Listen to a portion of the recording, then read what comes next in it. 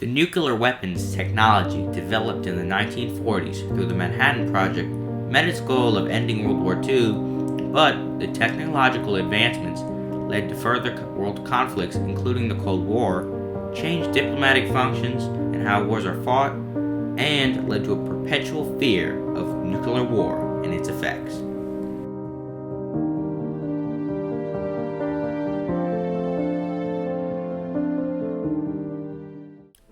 After the discovery of nuclear fission by German scientists in 1938, the Americans were worried about a nuclear bomb being developed by the Germans. President Franklin D. Roosevelt approved the Manhattan Project in October of 1941, which initially involved only preliminary research and development. But after the attack on Pearl Harbor, the sense of urgency increased. In today's money, the project cost nearly $25 billion and employed 130,000 people hidden in towns and laboratories. Robert Oppenheimer led the design team at Los Alamos National Laboratory in New Mexico. He designed the two bombs dropped on Hiroshima and Nagasaki, Little Boy and Fat Man. On October 6th and 9th of 1945, the atomic bombs were used against Hiroshima and Nagasaki in Japan.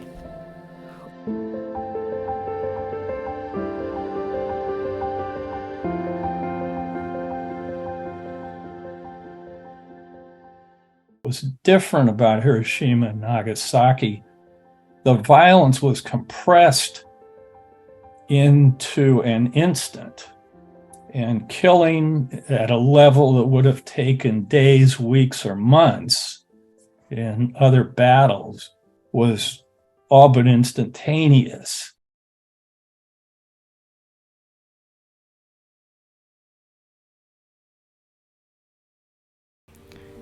Despite fighting on the same side in World War II, the US and the Soviet Union did not share the same motives.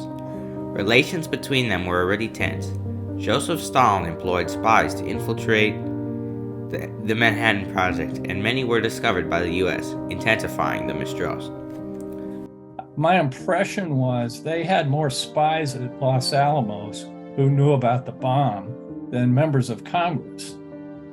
Who knew there was some big project, but who knows what it is, it's wartime. Stalin was also angry that the Soviets were left out of gaining land during the end-of-war negotiations in the Pacific. The US believed their nuclear weapons power would be a deterrent for conflict.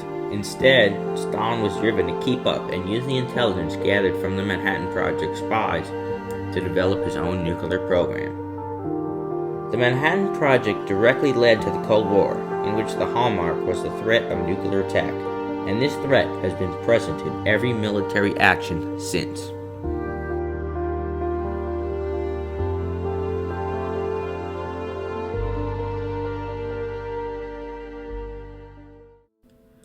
Nuclear weapons forever changed the nature of diplomacy and became chess pieces in global conflicts.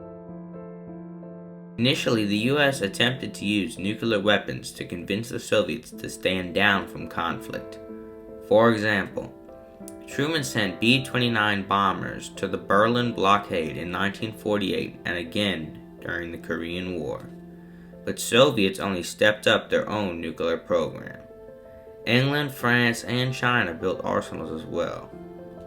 The world then entered the second phase of atomic diplomacy, the mutually assured destruction phase, or the MAD phase.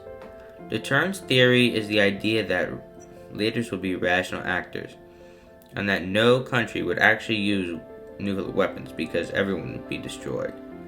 From this lens, having a nuclear weapon was justified because it would keep a nation safe.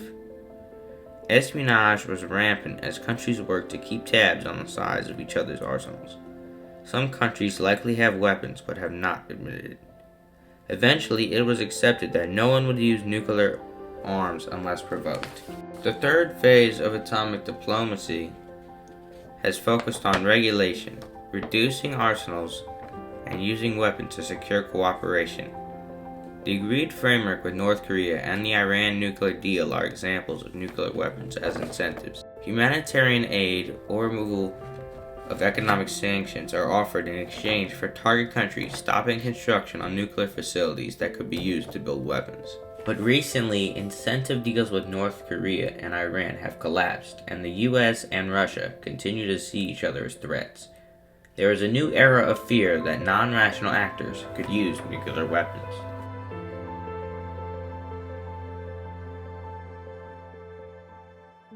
I grew up in the Cold War, and there was palpable fear.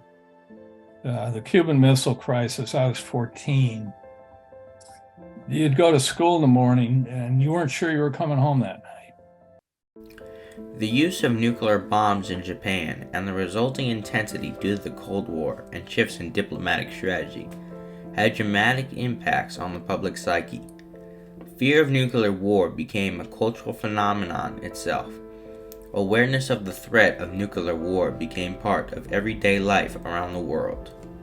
In the United States, nuclear war and its aftermath became a popular topic of movies and books, and part of the public dialogue.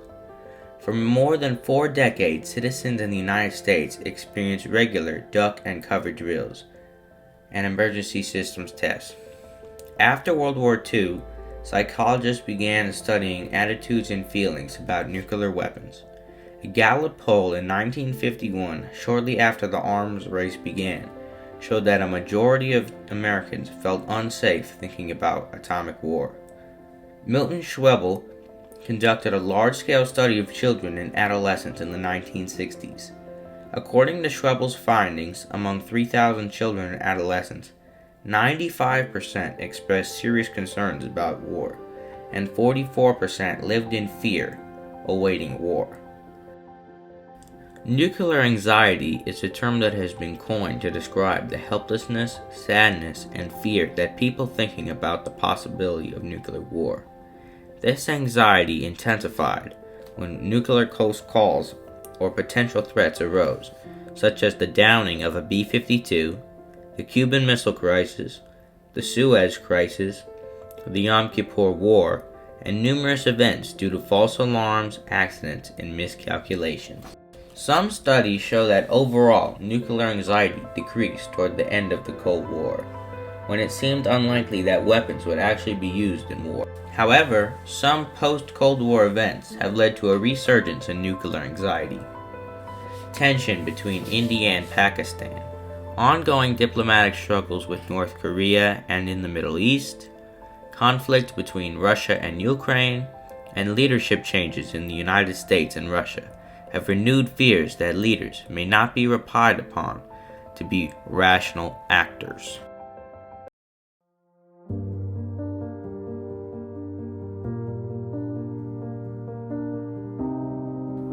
The Manhattan Project crossed new frontiers, not just in weaponry and technology, but its products, that dominated global life for decades and continue to be a key part of the public discourse today.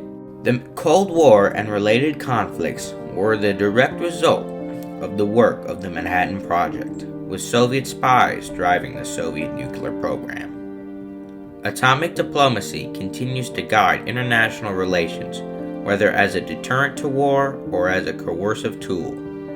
And as it continues to permeate human consciousness, mankind struggles with its power to destroy itself.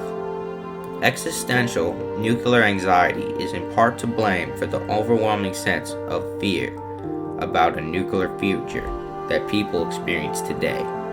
Nuclear weapons continue to be a danger, and we have not resolved the differences that fueled the Cold War and the conflicts that have come after.